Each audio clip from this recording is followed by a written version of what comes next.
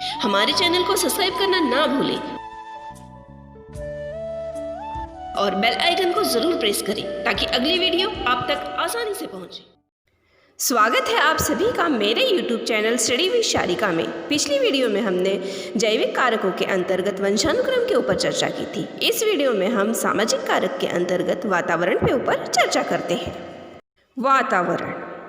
वातावरण शब्द से या वातावरण शब्द का अर्थ होता है कि उन सभी परिस्थितियों में जो कि बालक पर गर्भधारणा से लेकर मृत्यु तक अपना प्रभाव डालती है, उसे हम वातावरण कह सकते हैं। वातावरण के लिए पर्यावरण शब्द का प्रयोग किया जाता है, जो कि परि और आवरण ये दो शब्द मिलाकर बना हुआ है। परि का अर्थ होता है चारों ओर और आवरण का अर्थ होता है ढकने वाला। इसी के आधार पर हम ये कह सकते हैं कि व्यक्ति के चारों ओर जो कुछ भी होता है वह उसका वातावरण है। मतलब वे सभी तत्व वातावरण में सम्मिलित किए जाते हैं जो कि व्यक्ति के जीवन और व्यवहार को प्रभावित करते हैं।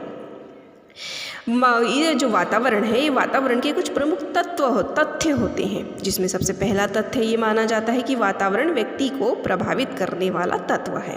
तो दूसरा ये कहा जाता है कि वातावरण में सभी बाह्य तत्व आते हैं, मतलब यह एक तत्व न होकर समूह तत्व होते हैं। तो तीसरा, वातावरण व्यक्तित्व को सकारात्मक और नकारात्मक दोनों प्रकार से प्रभावित करते हैं।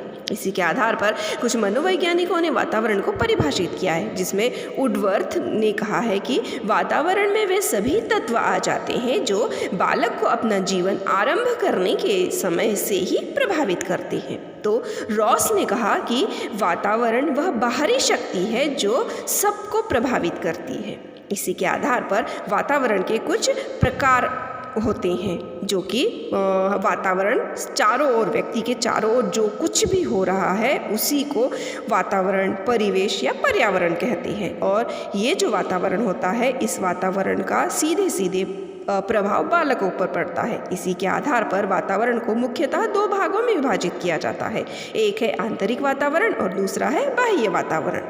आंतरिक वातावरण उस वातावरण को कहा जाता है जो कि गर्भावस्था की उन परिस्थितियों में जो कि भ्रूण जो होता है उसके चारों ओर से घेरे रहती है भ्रूण को, इसे ही अंतकोशीय वातावरण भी कहा जाता है। उसके बाद में जो हमने दूसरा प्रकार देखा, बाह्य वातावरण। ये जो बाह्य वातावरण है उसके अंतर्गत वे सभी परिस्थितियाँ आती है जो कि सामूहिक या मिश्रित रूप से उसके बाह्य विकास और व्यवहार को प्रभावित करती है, उसे ही हम बाह्य वातावरण कहेंगे। बाह्य वातावरण दो भागों में विभाजित किया जाता है, एक भौतिक वातावरण और दूसरा सामाजिक वातावरण। भौतिक वातावरण से मतलब इसमें समस्त प्राकृतिक वातावरण आता है, मतलब जन्म के बाद में जो बालक होता है उस बालक का जो बाह्य वातावरण जैसे हवा, पेड़ पौधे, घर, भोजन, ये जो इनका सीधे सीधे उसके ऊपर प्रभाव पड़ता है उसे ही हम भौतिक वातावरण कहेंगे।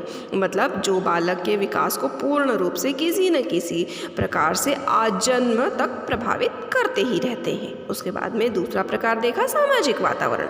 सामाजिक वातावरण का तात्पर्य ऐसी परिस्थितियों से होता है जो बालक के शारीरिक, मानसिक और सामाजिक विकास पर प्रभाव डालते हैं।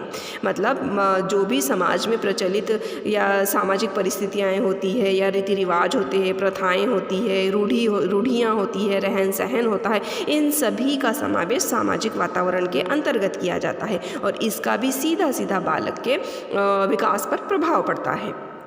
अब हम देखते हैं कि जो वातावरण है उस वातावरण का बालकों पर किस प्रकार से प्रभाव पड़ता है।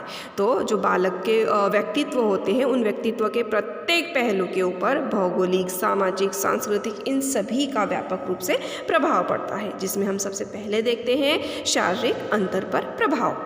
मतलब भिन्न भिन्न वातावरण के कारण व्यक्तियों में भिन्नता पाई जाती है, जैसे कि चीन, जापान, अमेरिका और हमारे खुद भारत में लोगों के शारीरिक आकार, रंग, रूप में हम भिन्नता देख सकते हैं। ये केवल वातावरण के कारण ही होता है। उसी प्रकार से मानसिक विकास पर प्रभाव, भिन्न भिन्न वातावरण के कारण भी मानसिक विकास पर प्रभाव पड़ता है, जैसे कि भूमध्य रेखा के पास वाले या तटों के पास वाले रहने वाले जो लोग होते हैं उनकी मानसिक स्थितियों में भिन्नता पाई जाती है। तो तीसरा है प्रजाति की श्रेष्ठता का प्रभाव। कुछ विद्वानों का यह मानना है कि जो प्रजातियां होती हैं वो प्रजातियों की बौद्धिक श्रेष्ठता के कारण वंशानुक्रम न होकर वातावरण होता है। इसमें जो एक क्लार्क मनोवैज्ञानिक हैं, उन्होंने इस बात को स्पष्ट करने के लिए एक प्रयोग किया। उन्होंने अमेरिका के कुछ गोरे और निग्रो प्रजाति के लोगों की जो बुद्धि परीक्षण है या बुद्धि परीक्षा ली। उसमें उन्हें यह पता चला कि जो निग्रो प्रजाति वाले थे उनका बुद्धि स्तर गोरे प्रजाति वालों से बिल्कुल निम्न था। ऐसा इसलिए हुआ, उनका ये कहना है कि अमेरिका की जो श्वेत प्रजाति के जैसे समाज, शिक्षक, सांस्कृतिक और सामाजिक वातावरण उन्हें उपलब्ध नहीं हुआ था। यही कारण था कि निग्रो जो प्रजाति है उनका बुद्धि यह गोरे लोगों से कम पाई गई। उसके बाद में बुद्धि पर प्रभाव, वातावरण का बुद्धि और वंशानुक्रम की अपेक्षा अधिक प्रभाव पड़ता है, ऐसे कुछ वैज्ञानिकों का कहना है। उन्होंने ये बताने के लिए कहा कि जो मोगली और टार्जन जैसे जो शख्सियत थी उसको सामाजिक एवं शैक्षिक वातावरण नहीं मिल पाया था। यही कारण था कि उसकी जो बुद्धि लब्धि है वह सामान्य व्यक्ति से भी कम थी।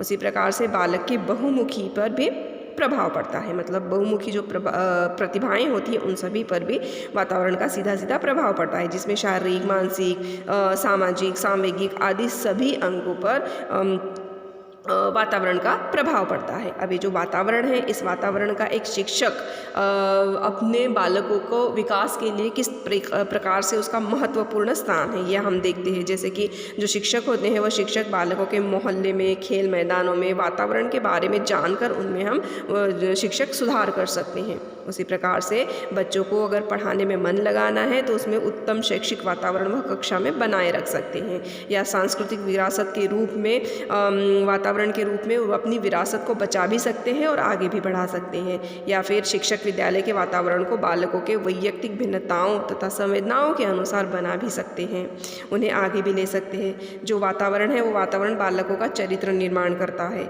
यही बात के कारण या इसी के कारण जो शिक्षक है वह शिक्षक उत्तम वातावरण का निर्माण करके उनके चरित्र का निर्माण कर सकता है। उसी प्रकार से वातावरण ही बालकों के उत्तम भावी जीवन की दिशा भी निर्धारित करता है। तो शिक्षक जो है ये शिक्षक उनके वातावरण को उचित दिशा में भी ले जा सकता है।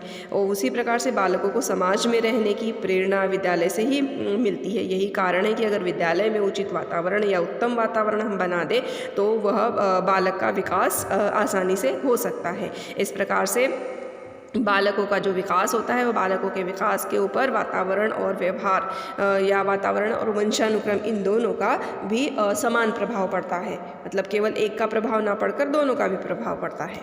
उम्मीद करती हूँ आपको मेरी यह वीडियो अच्छी लगी होगी। हमारे चैनल को सब्सक्राइब करना ना भूलें और बेल आइकन को ज़रूर प्रेस करें ताकि अगली वीडियो आप तक आसानी से पहुँचे। धन्यवाद।